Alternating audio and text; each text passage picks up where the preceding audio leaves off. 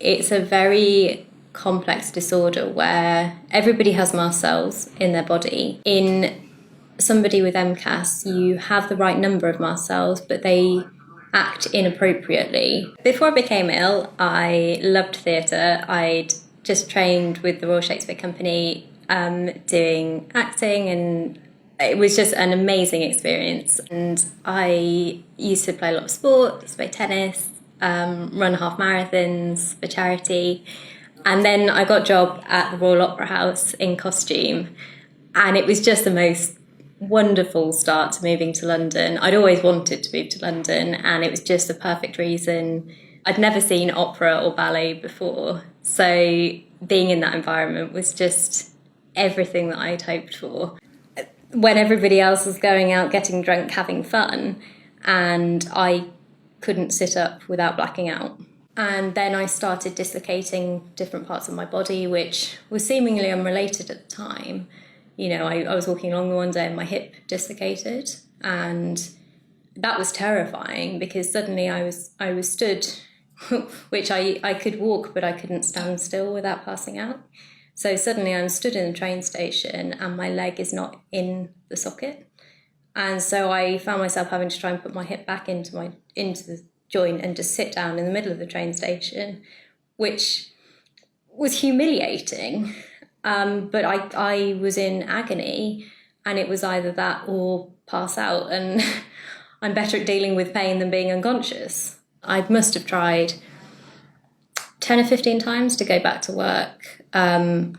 Eventually I had a stint of 9 months off, managed to go back for a bit, but it was a struggle. I always remember any opportunity there wasn't somebody in the room, I'd put my head in my lap just to try and get a bit more energy and not pass out, because at that point I didn't realise that the standing was causing me to black out. You know, my work colleagues became very used to just picking me up off the floor, and it would be a daily occurrence.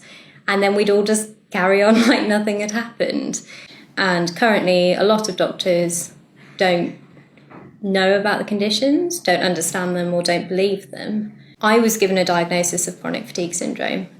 And had I settled with that diagnosis, I would be in a wheelchair now. He said, well, I think you've got Ehlers-Danlos syndrome, which is a connective tissue disorder which affects the collagen in joints and muscles. And then I had a bright red rash, and he said, I think you've got mast cell activation disorder too, and referred me to the relevant specialists to get tested. She said to me, well, it's incurable. You know, hopefully you won't end up in a wheelchair. It was very good that my specialist from the off believed me, which was, after 3 years of fighting the system, that made a really big difference. I was so convinced that it wasn't in my head, it was physical, there was something wrong with me. To finally have that confirmed, I was relieved, but also devastated, because up until that point, I'd hoped that whatever it was would eventually go away, and having that confirmed that it wouldn't go away.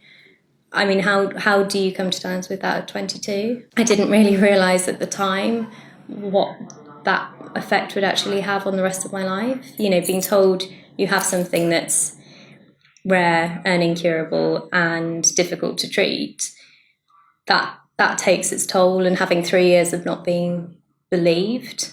But then the reality of, I've got a potentially life-threatening condition that I'm going to have for the rest of my life, that is only treated privately, which means that I'm going to have huge medical bills for the foreseeable future. That was quite scary. If I can raise awareness, then that hopefully means that other people won't have to spend 3 or 4 or 5 years getting a diagnosis, and won't have to spend, you know, my parents have spent over £10,000 on my treatment, which I'm eternally grateful for, and I'm very lucky. 5 years on, I am managing to do normal things. I've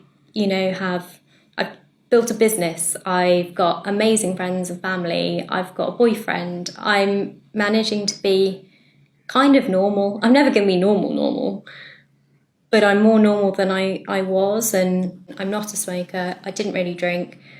I didn't do drugs. I ate well.